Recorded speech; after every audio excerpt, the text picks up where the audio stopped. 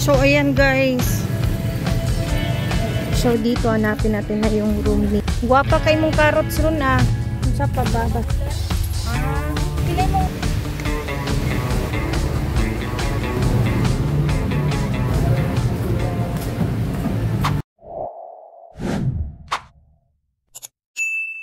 Hi guys! Good morning!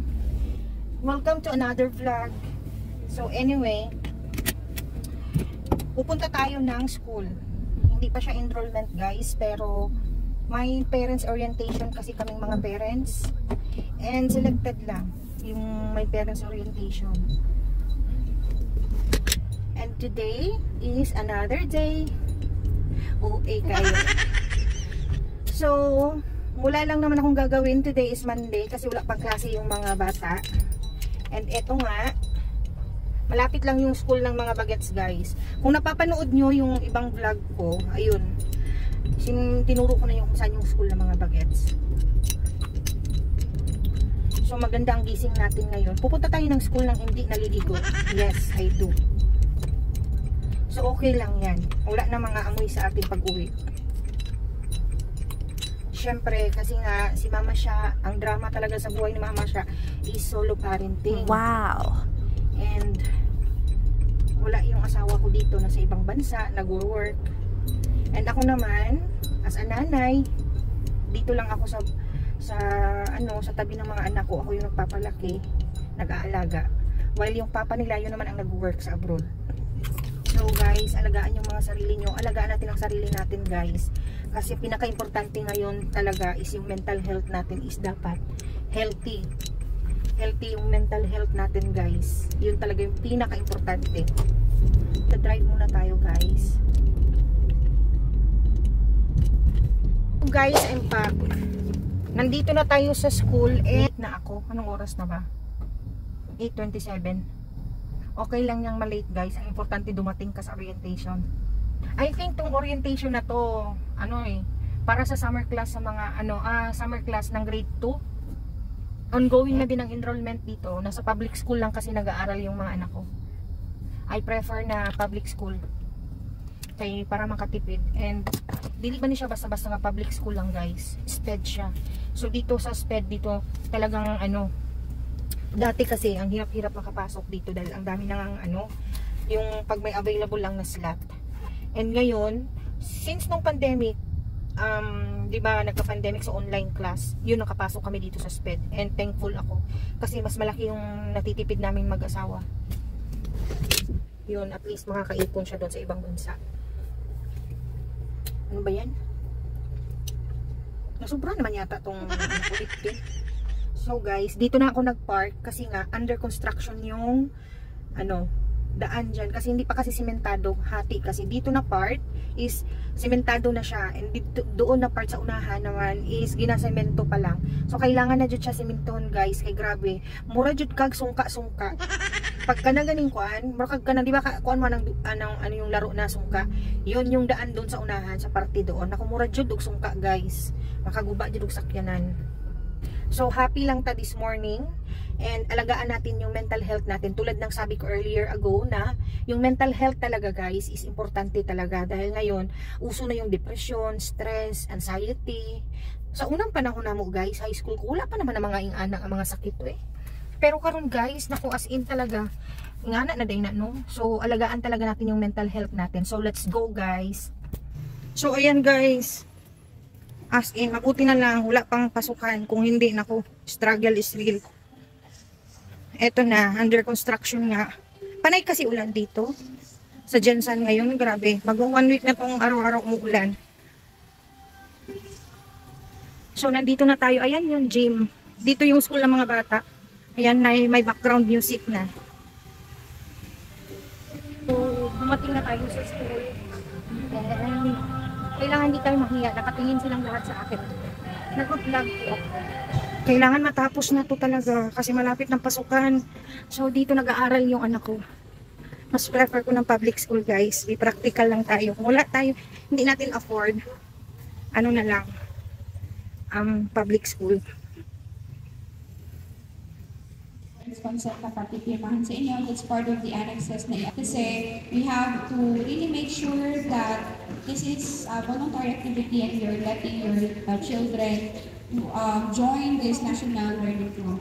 We should take advantage of this because I know that some of the parents would like to let their children go to tutorials during summer. So this is a free activity of the Department of Education. So we must all avail this because this is a free program for everyone. However, So mali guys, pag incoming ka grade 2, grade 1 pala yung pupuntahan mo na camp. It's a wrong. Oh my God.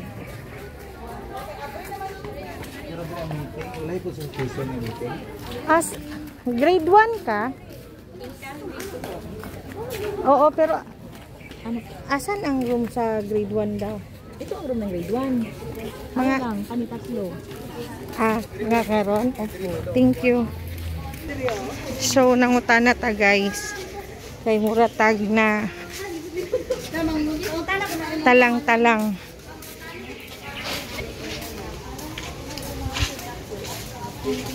So basig na adiri nga room. Adiri sa tamangutana.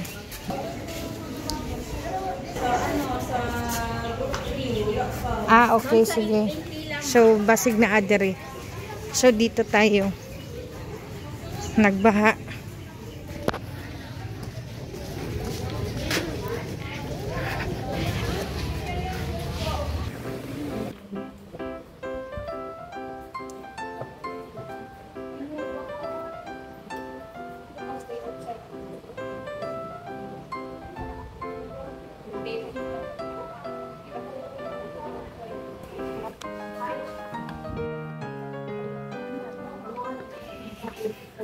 So done na. it's sure na lang po para kung Dili man sila kagawas, diretso na. magagawas. Dili man sila sa classroom. Okay, sige sir, thank you. See you tomorrow. So we're done. And uuwi na tayo. Magluto patag lunch. So perfect kayo ang summer camp. Because of pandemic. Grabe jud. Nabihay na yun ang mga bata. So for me, happy ko kay nabilong ang akong anak sa learning camp. And libre lang siya guys sa government. And mo ni siyang kwan sa DepEd, which is maayo gid siya. So let's go home na. Ayan. Tingnan nyo naman yung daan namin dito sa labas ng school guys. So maayo na lang yun, kay siminto na siya para karong opening sa July 29. July 29 na kasi ang opening ng school. Balik eskwela. So magbibrigada eskwela na naman. Another set of adjustment. Of course. So mag-a-adjust na naman tayo dahil almost 2 months din na may bakasyon. And mas early ngayon ang pasukan. Kasi kailangan na talagang mabalik na tayo sa dati. Kasi tulad ngayon, tingnan mo, ulan ng ulan. So kaya nag-start na nga sila. Ulikalot na din nila guys.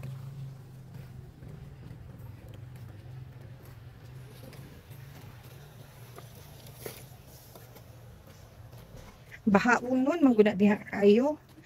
Imagine mo, pag nagapasok kami sa school, suspended lagi kay pag malakas yung ulan, ibig sabihin baha dito. Mabilis lang naman yung orientation guys. Doon lang kami natagalan sa paghahanap ng room ng mga bata. Tayo ay uuwi na ra. Mamimili muna tayo ng gulay. Bibili ako ng carrots at saka patatas para sa giniling. Grabe. Init na sad oh. So ibig sabihin guys, maaga na naman ang gising ng mama siya nyo. Kasi meron tayong anak na asikasuhin.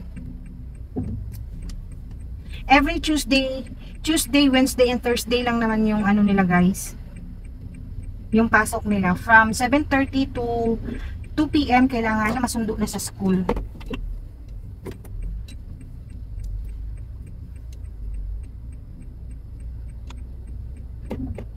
Nasa public school yung anak ko pero nakasasakyan kami. Nung panahon kasi na kadarating ko lang from Korea guys, syempre nakapag-ipon-ipon tayo. Ito talaga agad yung aside sa bahay namin ng asawa ko, etong sasakyan talaga yung ano namin. Kasi necessity to guys eh, lalo na 3 yung anak ko. Hindi na ako kumuha ng yaya, sasakyan na lang, okay na ako. Yun lang naman. Pinapili ako eh, yaya, ang kukuha kong yaya o sasakyan na lang. So syempre,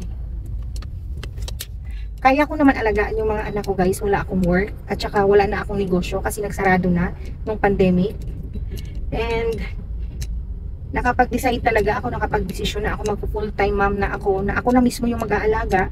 Kasi nung may negosyo nga ako, pinagsabay ko yung negosyo ko, nagkumuha ako ng yaya. Hindi din ano guys, 2 years lang talaga nagkasakit yung mga anak ko. Iba pa din talaga eh, na yung nanay mismo ang mag-aalaga sa mga anak nila. Purya-puya guys, ever since na ako na nag-alaga ng anak ko, ano lang, purya-puya, knock on wood lang jud, hindi na sila nagkakasakit. Kung nagkasakit lang, mga ano lang, trangkaso, sipon, ganyan, pero ano ba, pwede ko nang maalalayan. Unlike before na nag-negosyo ako, baby pa si Bunso, naku, sunod-sunod yan silang ma-admit sa hospital guys. So yung ipon ko din sa hospital, ipon sa hospital, so yung ipon ko din sa tindahan ko, nagagamit ko din pambayad sa ano, sa ospital, bili ng gamot, ganyan, wala din. So nagkapag-decide kami ng nanay ko na itigil na lang muna yung pagnenegosyo, pag malalaki na lang yung mga bata. Ngayon kasi si Bunso hindi pa talaga siya yung totally na maiwan sa bahay, kasi si Bunso is 7 years old pa lang talaga, and si Kuya Kiel naman 9 years old, si Kuya Sian is 14 years old na siya ngayon kasi kaka-birthday niya lang.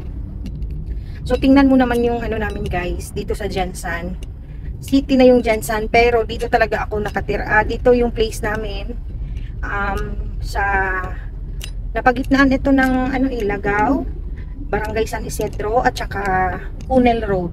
Ito, kita nyo yan, diba? Liliko tayo dito, huwag nyo ako puntahan na chart. So dito, ayan,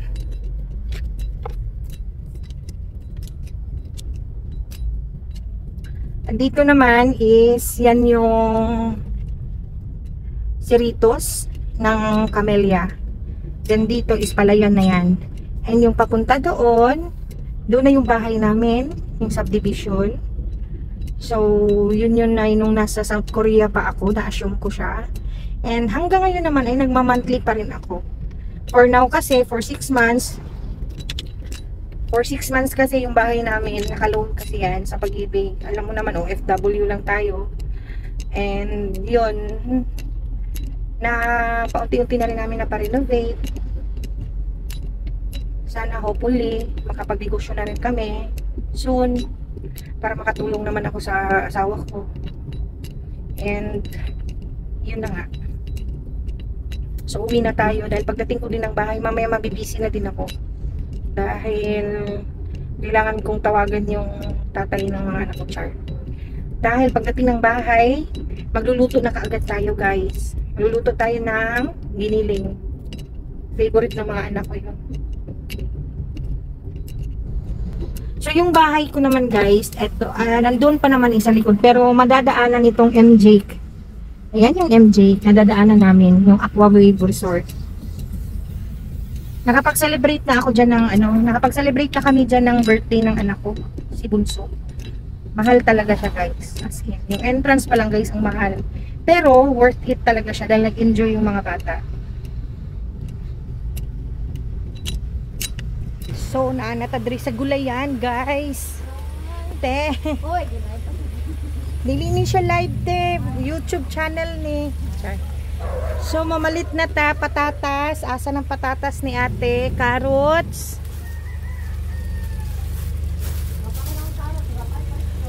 Guwapa kay mong carrots ron ah.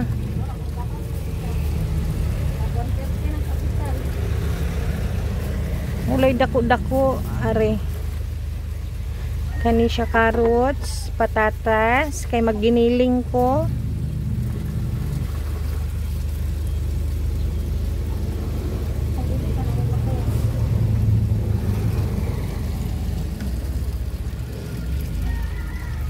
giniling ko tapos atsal kani tama jud atsal. May gagmay kay para makakaon ng mga bata. Dili ka arte. Ha? Oo, gina-edit na ko, ginatanggal na ko tong mga mga mali nga lang mga pangit. oh. Ka pa mag-edit. Ha? Ka pa mag-edit. Yes, ako nagakuan pud ko anate, naga part-time job pud ko anang edit, gaga-edit pud ko tang taga Australia gud yang vlog. Bayaran lang ko niya. So palitag kamatis. Kay kinahanglan mag-stock og kamatis sa balay. Daghan pa kog sibuyas sa atong gipalit diri ba. Nakay ko ante. Mahal. Nakay ko ante, tuluhon na lang na ko ng kamatis para I love you kayo. Magyelo pa man itino. Oh, ano pala siya? Nakay akatong mamasitas nga kuante o gamay nga oyster sauce. Oo. Kato siya, isa lang. Unsa pa ba? Basi na pa ko eh. Sige lang, gadaga agi bitaw ko diri.